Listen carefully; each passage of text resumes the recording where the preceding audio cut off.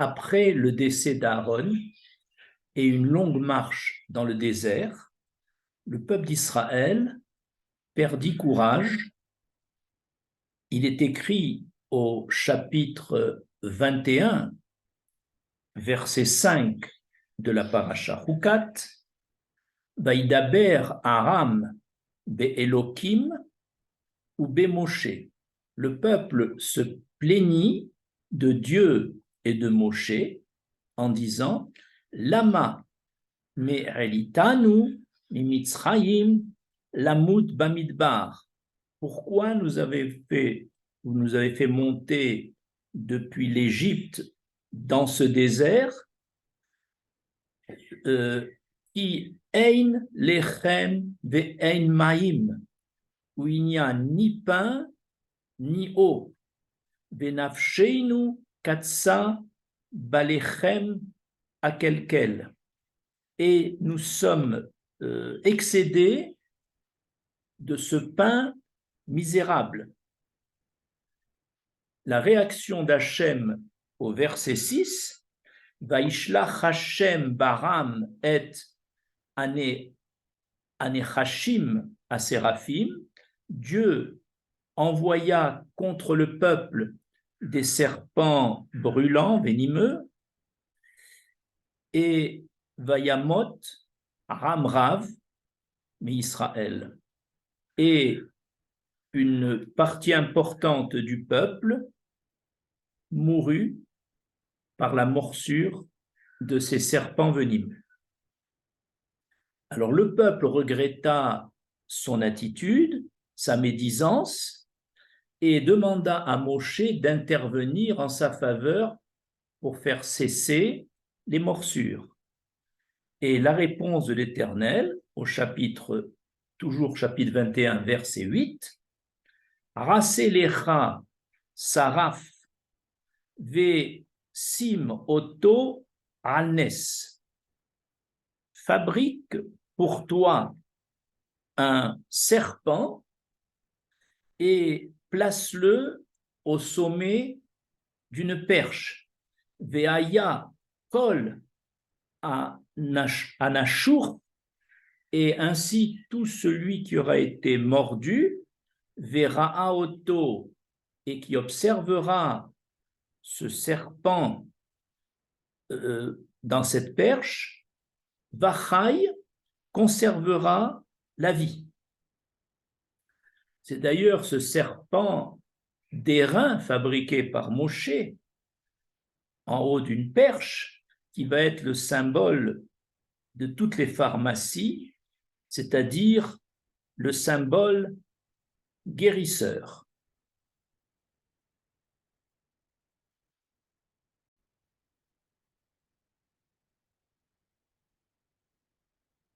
Première question. Pourquoi l'Éternel a-t-il sanctionné les bénis Israël par la morsure de serpents venimeux? Selon le Midrash Tanhuma, rapporté par Rashi, le Midrash dit que vienne le serpent qui avait été puni au début de la création pour avoir médit, et que ce serpent punisse ceux qui ont médit en critiquant la sortie d'Égypte qui avait fait cesser leur servitude, et en prétendant n'avoir ni pain ni eau alors qu'ils ont mangé et bu à satiété durant 40 ans dans ce désert aride.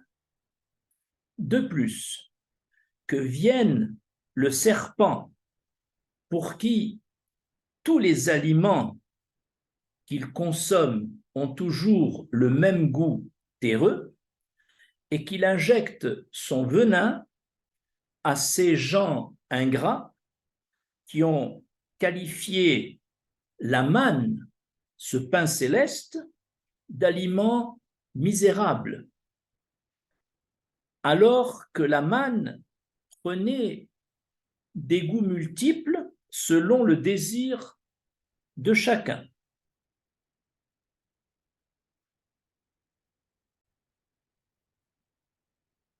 Deuxième question.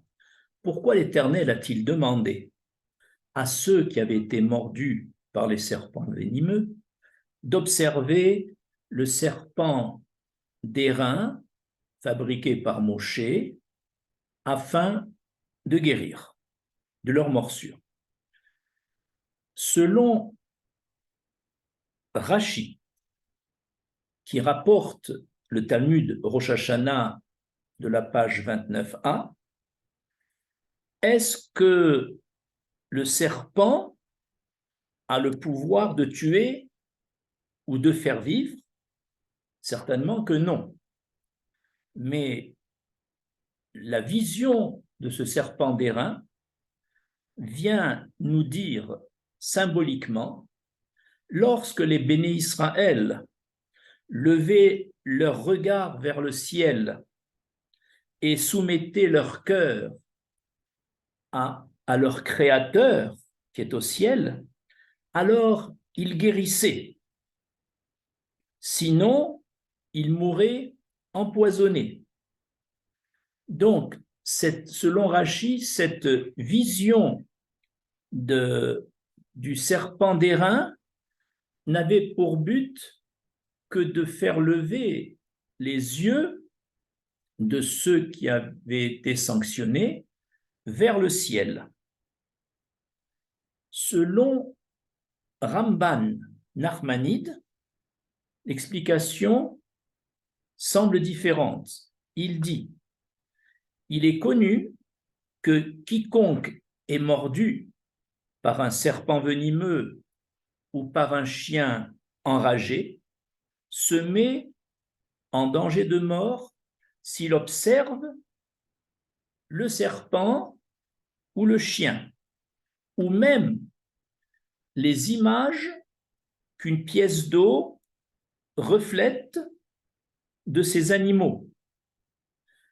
De plus, selon le Talmud Yoma, à la page 84a, on doit éviter de mentionner devant la victime d'une morsure le nom du serpent qui l'a mordu. Ainsi, naturellement, les béné Israël mordus par les serpents venimeux auraient dû mourir en observant le serpent d'airain confectionné par Moshe. Cependant, l'Éternel veut donner au béné Israël une leçon, à savoir que ce serpent d'airain observé par les victimes qui auraient dû accélérer leur mort, puisque c'est l'Éternel qui nous demande de l'observer, l'Éternel va faire vivre, va guérir par cette vision du serpent d'airain ceux qui, par les lois naturelles, auraient dû mourir. Et c'est ça le message que Ramban nous délivre.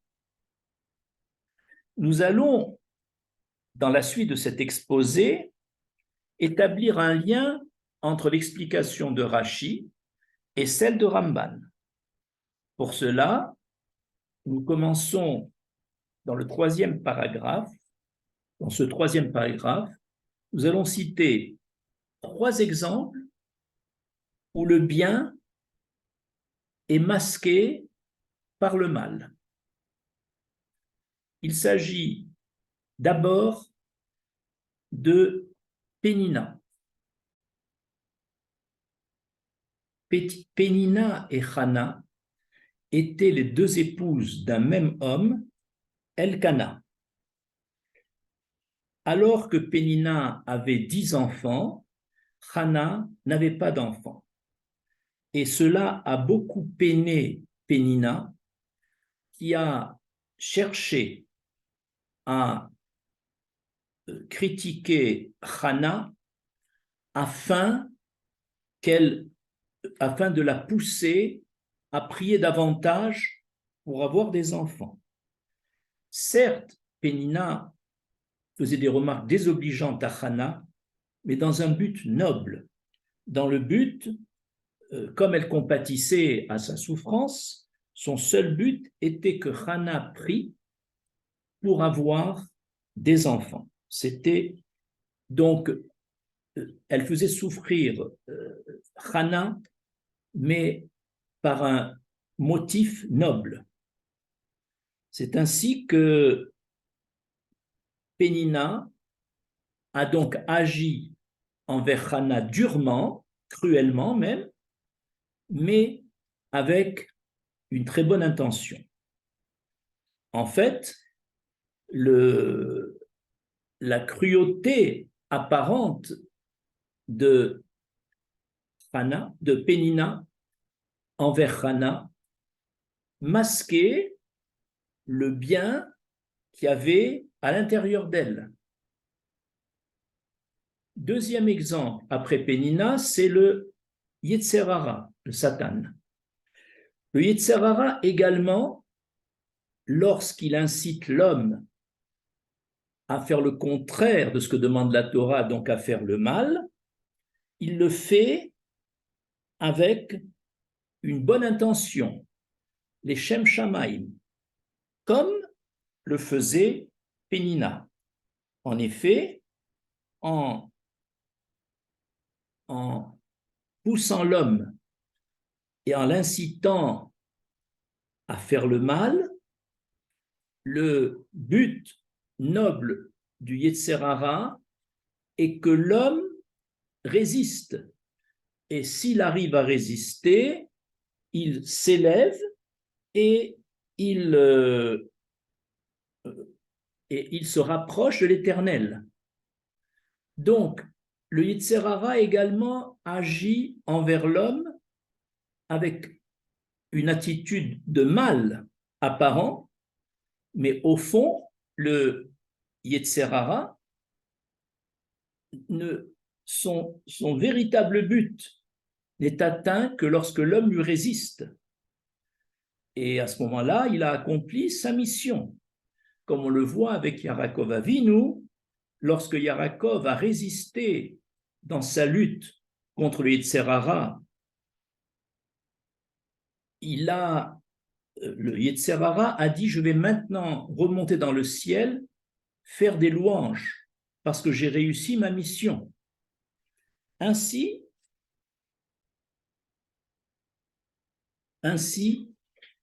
pour Pénina et pour le Yetzer hara, le mauvais penchant, leur intention était noble, une bonne intention, parce que leur cruauté n'était qu'extérieure, n'était qu'apparente, mais à l'intérieur du cœur de Pénina et du Yetzer hara émanait un grand amour envers Hannah et envers l'homme.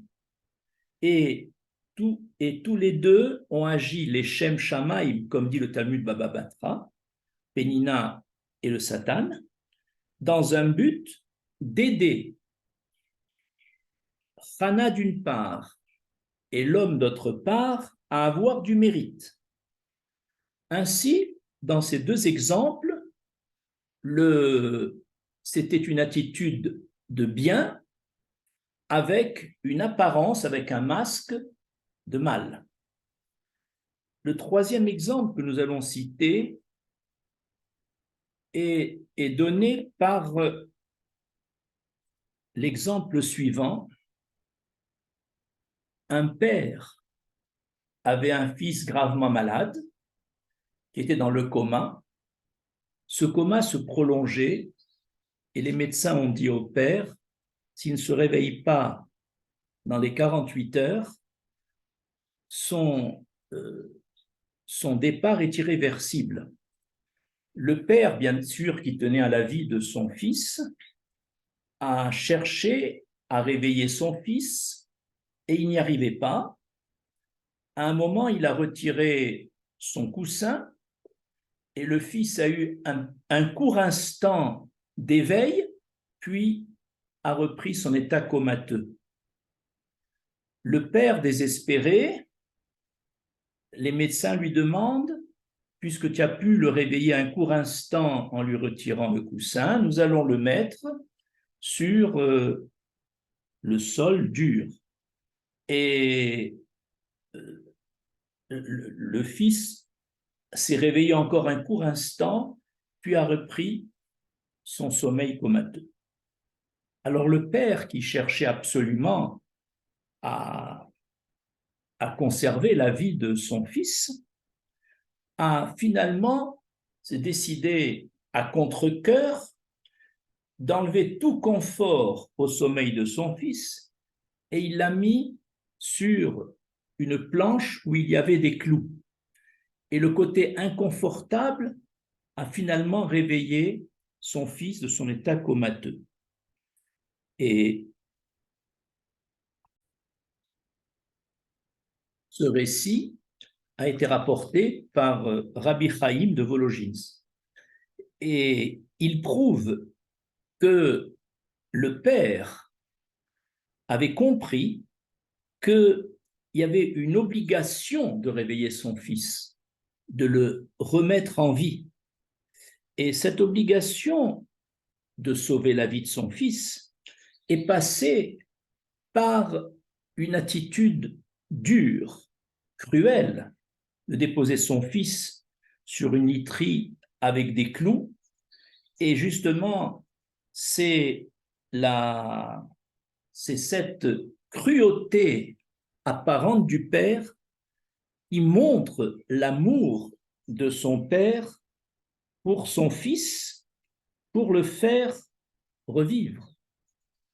Là encore, c'est sous un masque de cruauté qui masquait les bonnes intentions de son père et le bien.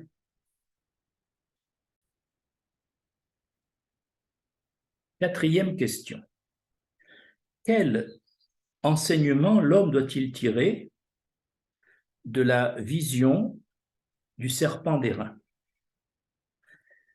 La morsure et la guérison par la vision du serpent d'airain entrent dans la même catégorie que les attitudes de Pénina, du Yetzer Hara, du mauvais penchant, et du père désespéré que nous avons vu au paragraphe 3.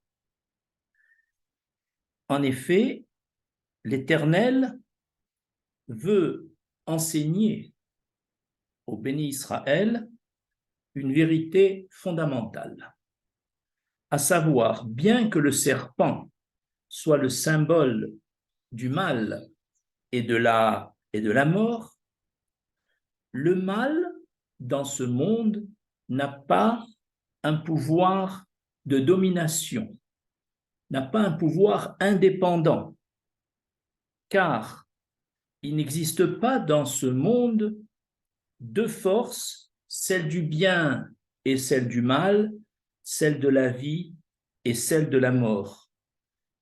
Même le mal, qu'on appelle le Ra, c'est l'œuvre de l'Éternel, dont la nature est le Tov, le bien, mais qui parfois va utiliser le masque du mal pour améliorer l'homme, pour le guérir, pour le purifier, en portant le regard au-dessus de ce serpent, l'Éternel, qui est la source de vie, veut apprendre au peuple d'Israël à reconnaître que le mal est l'œuvre de l'Éternel. La mission du mal, c'est de masquer la réalité profonde de l'Éternel. Le mal, c'est un ambassadeur de l'Éternel dont le but est de purifier l'homme. Le mal semble encore une fois, comme l'attitude de Pénina, une certaine cruauté, comme l'attitude du Yetzer Hara, comme l'attitude apparemment cruelle de ce père désespéré. Eh bien, ce mal vient masquer les véritables intentions de l'Éternel, dont la nature profonde est le tov et le bien, et ainsi la vision de ce mal, sous cet angle, doit nous guérir. Et c'est pour ça que, comme Pénina, et comme le Satan, et comme ce père désespéré, l'Éternel se conduit avec nous à l'opposé de sa nature profonde, de ses intentions, qui est le bien. Et tout ça pour le bien de l'homme. Maintenant, on comprend ce qu'avait dit Rachi. Est-ce le serpent qui tue ou qui fait vivre? Non. Toute la nature est illusion. Lorsqu'Israël porte ses regards vers ce serpent d'airain, plus exactement vers le ciel, et qu'il a servi son cœur à son Créateur, alors il guérit et il se rapproche de la source de vie. Et pour lui, le mal n'est plus un mal, puisqu'il conduisait au bien. Je vous remercie.